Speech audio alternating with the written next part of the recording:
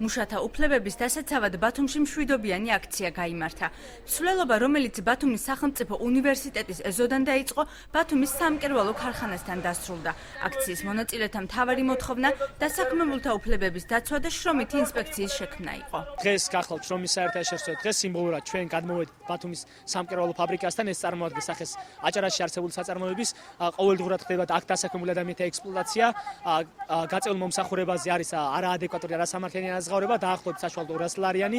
ახალგაზრდებმა ყურადღება სამშენებლო სექტორში არსებულ მდგომარეობაზეც გაამახვილეს და დასაქმებულებს სოლიდარობის ნიშნად მხარდაჭერას თხოვეს.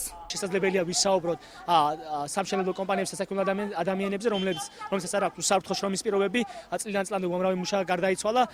ასევე ჩვენ მათ მიმართოთ, რომ 1 მაისი, როგორც აღნიშნულ საერთაშორისო დღედ, მუშათა საერთაშორისო დღედ და სოლიდარობის ნიშნად გამოვიდნენ ქუჩაში ჩვენთან ერთად. 1 მაისი მუშათა დღე. ამ წარწერით ბანერის განთავსება მოძრაობის წევრებს 1 მაისთან დაკავშირებით უნივერსიტეტის ეზოში 2 დღის წინათ სურდათ, თუმცა ნებართვაზე უარი მიიღეს.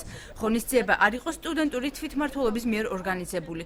უმაღლესი სასწავლებლის კანცელარიაში განმარტავენ, რომ ბანერის გაყვრას სპეციალური ტექნიკა და ფინანსური რესურსი დასჭირდებოდა, რასაც კანცლერის თქმით თვითმმართველობა განკარგავს. თვითმმართველობის